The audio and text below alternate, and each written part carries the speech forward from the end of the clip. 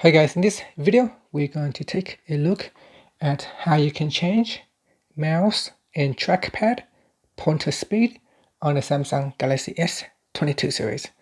First, tap on the home button to go back to the home screen. And on the home screen, swipe down at the top and tap on the settings icon. In here, go down and tap on general management. Next, go down and tap on mouse and trackpad.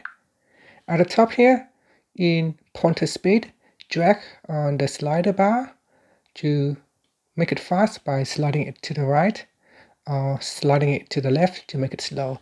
So this is the slow mouse pointer.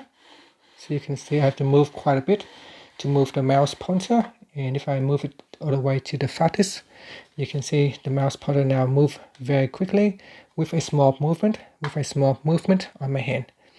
And this is how you can change the pointer speed for mouse and trackpad on your Samsung Galaxy S22 series.